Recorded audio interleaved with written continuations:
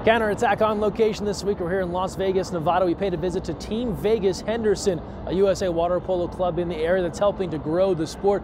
Plus, the college water polo world rocked last week with the firing of legendary USC head coach Jovan Vavic with the revelation of a nationwide college admissions scandal. That and much more coming up on a brand new Counterattack.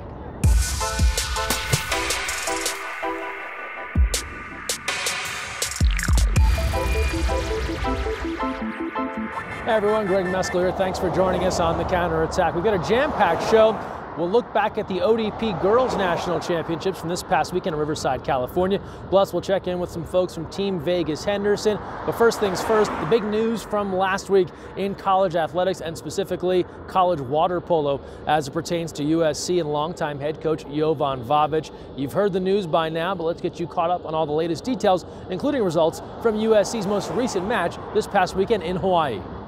Last week, the stunning news announced that 16-time national championship winning water polo coach Jovan Vavic was charged with conspiracy to commit racketeering. Vavic, who had been with the USC team in Hawaii ahead of their match last Saturday with the Rainbow Wahine, was arrested last Tuesday and subsequently fired by the University of Southern California. This was part of a nationwide college admissions scandal involving several colleges around the country. It brings a jarring end to a legendary career that most recently saw Vavic lead the USC men and women to NCAA titles in 2018. Casey Moon takes over as interim head coach of the women's program. Marco Pintarich will lead the men on an interim basis. The games, they did continue. The number one ranked USC Trojans in Honolulu, they defeated Hawaii this past Saturday by a score of 12-8, running their record to 20-0 on the year. They resume play March 30th at home against Stanford. And now on to our Cap 7 college scoreboard. UCLA defeating Arizona State 12-9 in an MPSF battle. Michigan 1 goal better than Pacific 8-7. Long Beach State over Wagner 13-7. And back east, Wittenberg 1 goal better than Penn State Barrett 15-14. And now water polo on TV this weekend and early next week. Indiana, Michigan, they get together on the Big Ten Network. Make sure you tune in Saturday morning. And then Monday afternoon, UC Irvine pays a visit to Stanford. That's live on the Pac-12 Network. And now we turn to Team Vegas Henderson. They're a USA water polo club based in the Las Vegas Henderson area. I visited their practice this past week at UNLV to talk with the club about why they like competing for Team Vegas Henderson and their efforts to grow the sport here in Southern Nevada. It's a family. Everybody knows each other. We bond together. I mean, 12 and under know the 16U, 16U know the 10U. It's just everybody knows each other. We all practice together, so we're the only Vegas team. So going out to California and playing against teams that get to play like almost every weekend is just a great accomplishment, especially when we take a medal there. It's just the best experience ever. We're the only team down here in Las Vegas, so it's very special. So when you're talking about water polo to other kids, they're very interested in the sport. And when I was younger, I had a full team of kids my age, and now I'm the only one in my age division, but there's a huge group of youth now, 10 and unders, 12 and unders, 14 unders. We have maybe even 2 teams for 14 and unders and 2 teams for 10s and 12s, and it's going to be a really great future for this team. And now we turn to ODP action and we head back to Riverside, California, where the Girls National Championship event took place this past weekend. Let's get you caught up on all the big winners, and don't forget to visit usawaterpolo.org this week for all the NTSC selections out of Riverside. A big congratulations to all the athletes chosen. Here we go in Riverside. Development bronze medal match. SoPac Red taking on Central early on. Kira Anderson of SoPac Red gets it rolling early with a nice spin move. Then not long after, a big field block followed by her second goal of the contest. She has put SoPac up 2-0, doing it all early. Afterwards, Maisie Loggins makes a stop in goal for Central. Her teammate Mackenzie Walker gets Central on the board late in the first, trying to battle back. Central's Abigail Schechter goes for the backhand, and it's good. Then Walker is back later in the half to tie the game at 4 with a bar-in shot, and then back-to-back goals from Ava Nepper, closing the third to put SoPac in front 8-5. Penalty shots, the name of the game in the fourth, thanks to Avery Montiel and Natasha Keckhafer. Then later on, Central's Lucy Lapuz hits. SoPac is up 11-5. One last SoPac effort is stopped by Loggins, but they'd go on to win it 11-5. Post-game, we caught up with Josephine Niz and Janine Osorio about the win. I think we worked well together, considering that it was the first time we're playing together as a team. I think we just persevered through, and we got to know each other so well, and it was just really great. Development Gold, Pacific Red and Coastal. This one came down to the wire. Pacific Red already up 1-0, and then Dania Innes goes spin move, skip shot. How about that to bury it? It's a 2-0 lead for Pacific. Then we feature the goalies. First, a Pacific attempt is pulled down by the Coastal keeper, Jillian Hemming. Then Petra Cherry stops this Coastal penalty try. Annabelle Mundilius of Pacific goes for the lob early in the second. It's good. Then a block by Coastal. Sophia Bonnell gets her team pumped up to score back-to-back goals from Emily Ramirez and Jordan LaCour. Coastal ends the half trailing by just 3-2. The third is all about Pacific. First, Genesis Jasper goes cross-cage to find the back of the net. Then her teammate Alexandra Laurie shoots a beautiful bar-in shot. Pacific in front 5-2. Then Ramirez is back with a hat trick. She shoots from the center forward spot. The crowd goes wild as she has just tied the game with 46 seconds to go. Pacific tries out the new rules here. Remember those, where the goalie can come all the way up and be part of the offense. She puts the ball in play, sinks this one on the ricochet, but hang on, there's a whistle blown. It will not count. We are headed to overtime as that shot was last touched by a defender after the clock had reached zeros. It's not long into overtime before Alexandra Laurie gets a pass inside and buries it. Pacific takes the victory 6-5 in sudden victory overtime. Afterwards, Laurie about her team's efforts to take the win. It was a lot of fun, but it was all like a team effort, so it took everybody. We all worked together really well, and we learned over the course of the weekend how to play together, and we all just bonded. Cadet bronze medal match. Pacific Red and Central also one that would go down to the wire. Central up 2-1. Pacific's Grace Clark hits this to even things at 2. The first would end with a nice block from Central's goalie, Madison Walker, turning that one away, and we're still tied at 2. Second quarter action, Pacific's Paige Chivers rockets a shot from out wide, then Ellen Woodhead has a skip shot penalty score. Pacific's Jacqueline King blocks a Central attempt to preserve their 4-2 lead. Central, though, they're quick to respond with a high-arching lob from Lindsay Taylor. That has the right angle to close out the half. It's a 4-3 game. It's close. Madison Walker of Central on fire in the third. 3 monster stops in the quarter, and there are no goals scored. All about that defense. Julianne Snyder of Central wrestling with defenders here later on. She ties the game at 4. Pacific's new goalie in cage, Lindsay Lucas, makes a nice save, and Pacific is up by 1. Snyder manages to push the ball past the goalie to tie the game at 5, but we are headed to overtime. Back and forth we go with no goals on either side. Lucas would attempt the full court shot to end the game, but no, we're forced to go into a shootout. Up first, Pacific shoots, and Madison Walker of Central is there for the block. Then back and forth we go, goals on each side, followed by a block by Lucas, then more goals for both teams, and then it all came down to this sequence. After a missed Pacific attempt, Lucas blocks a Central attempt, then Paige Chivers sinks one for Pacific, and finally, Lucas has her third save, and that's the game. Pacific takes the win 11-10 in double overtime. What a game at ODP. Afterwards, we talked with Ellen Woodhead about the game and the teamwork needed to pull out that fantastic victory. Well, it was a really tough game. Both teams played really hard, and we battled on defense. It was really physical on both sides, but we kept going, kept swimming up and down the pool, and we never gave up, even in overtime. I think we really relied on each other, even though we don't know each other very well. We've gotten close this weekend, and we relied on each other to crash back on defense and just help each other out. Cadet Gold, Sopak Red, and Coastal, yet another one-goal game. There were some amazing finishes at ODP. Sopak's Christine Carpenter makes a big save mid-first period, but then Coastal gets on the board when Elizabeth Fogassa shoots and scores from the outside. We're even at 1. A Coastal penalty opens the second, and then Sopak Red's Genoa Rossi goes back-to-back goals to give her team a 2-goal lift. They're in front 3-1. Penalties are awarded on each side, and the goalies step back into the scene in a major way. First, Carpenter is back with a one-handed block. Then Coastal's Alex Erdium follows suit to block the Sopak attempt, and the first half of play ends with Sopak in front 3-2. Coastal would score in the third, not seen here, so we are even at 3.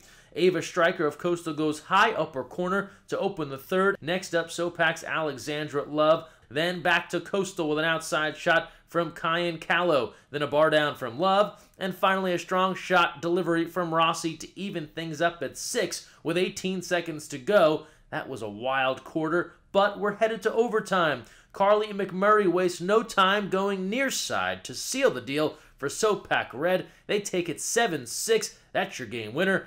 Post-game, McMurray talking about the game and the opportunity to play at these ODP National Championships. Yeah, you know, it was really close, but looking out for my teammates, they make it really easy to make good passes, so it was a really good game. They're a great team, so it was a good game to play. You know, just being able to be here, the opportunity is amazing. Getting to play teams from different states, it's just a very surreal moment, and I'm very thankful to be here with my team. Youth bronze medal match now. Sopak Red taking on Pacific Southwest. Things are tied at 1, and then Sopak Red takes an early lead when Taylor Vangren shoots from the top and hits 2-1. Sopak would attempt another goal to close the first, but Pacific Southwest Shauna Frankie is there for the stop, and we move on to the second quarter. Sopak's Emily Osmus fakes, shoots, and scores, and then her teammate Casey Kopic is putting in the work on the defensive side. Stops a skip shot here. PSW is on the comeback trail. Sophia Sanders, hey now, punches the ball in with a redirect, then moments later back with a skip shot to bring the score within 1. Sopak 4, PSW 3. After another Pacific Southwest stop from Frankie, Sanders is back with a hat trick and a big skip shot. The Sophia Sanders show is on. We're tied at 4. Sopak starts taking charge in the third. First, Kennedy's finds the back of the net here in the west. Then Maya Avatal saves the backhand shot. Then their teammate Cristiana Marchese goes for the low skip. Gazaniga's back on the rebound to make the score 8-5 in favor of Sopak Red. And then Pacific Southwest Jordan Nuschel scores on the dish from Gwendolyn Vestal to make it 8-6 in favor of Sopak. Fourth quarter action now. Emily Osmus fires this one towards the cage. The ball is in. Sopak is in front 10-6. 3 goals and 2 saves from Sopak would seal the deal in this match as they surge ahead for the 13-6 win. In the aftermath, we talked with the goalie, Maya Avatal, about the strategy for facing a team they took on earlier in the tournament. We just played Pacific Southwest, and we previously lost to them in the tournament, and then we won again. And it was a pretty good game. Everything was clicking. We were just playing really great defense, and we were getting after it. We worked on a lot of team defense and just like shooting on really great goalies, and it paid off. Youth Gold, Pacific Red, and Coastal. Jenna Flynn gets things going for Pacific Red with his penalty shot, and then the goalies show out. First, Cassie Wallner saves a sweep shot, then Pacific's Ava Donlevy gets a two-handed block. Not long after, Coastal goes Abigail Hendricks, closing the first with this lob shot. We're even at 1. We move ahead now. Both goalies open the second with big saves. Flynn is back with a shot from the center position, and then her teammate Skylar Jones follows suit. Just that fast, Pacific in front 5-1.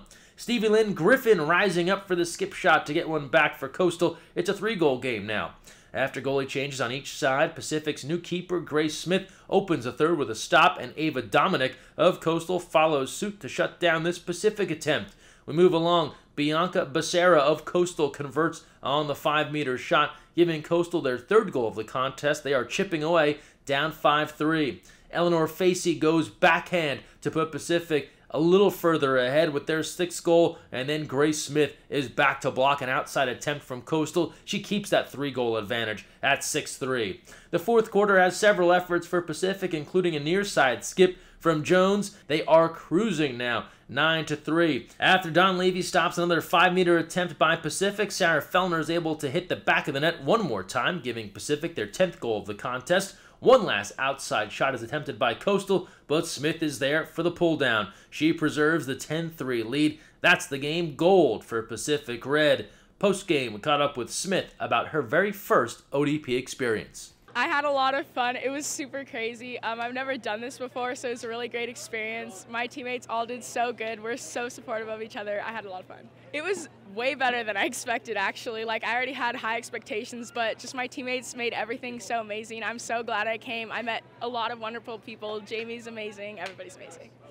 And one last photo from ODP. Have to share this of Coach Molly Cahill with the ODP All-Star Squad. This taken by Steph on Twitter. Like moms everywhere, she can multitask, coaching and taking care of her son all at the same time. Love that picture of Molly. Great stuff there. Thanks for sharing.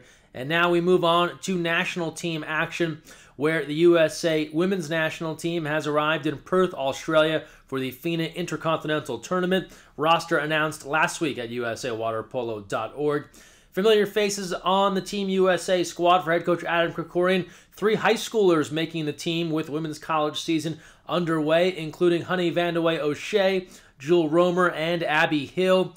Best of luck to Team USA as they start competition next week in Australia. We'll have full results right here on the Counterattack. And speaking of Team USA, before they headed off to Australia, national teamers Kaylee Gilchrist and Elise Williams joined men's national team athlete Jesse Smith to help donate 904 items of USA water polo gear to the Orange County Rescue Mission.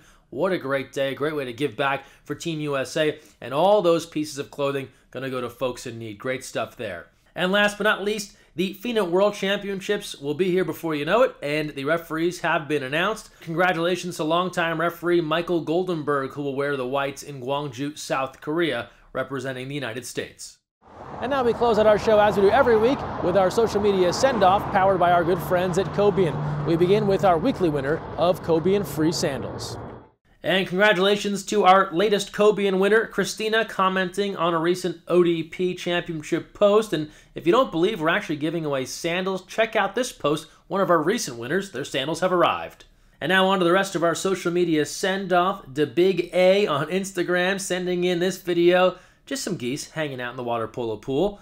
Guess they're ready to maybe get out on the counter, take a shot from the outside. Love that video. Austin College in California for competition. When you're in town, you got to go to Disney.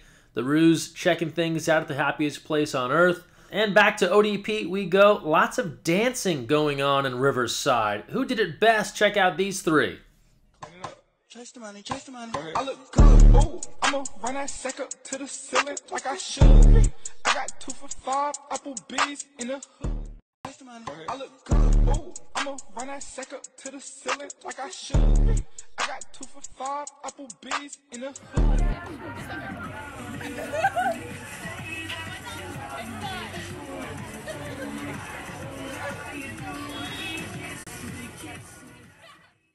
If you're going to play in the ODP National Championships, odds are you're going to get hungry. The Midwest squad fueling up after some competition.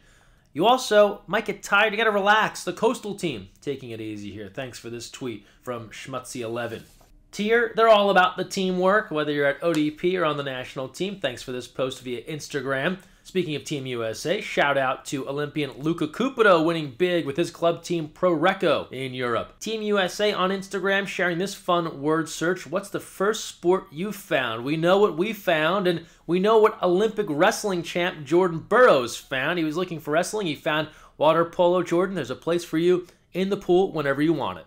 So there it is, some of the best water polo on the internet this week. Thanks for all your submissions. That'll do it for this week's show. Thanks so much for watching, and don't forget, when you're on the counterattack, even right here on the strip, look weak side.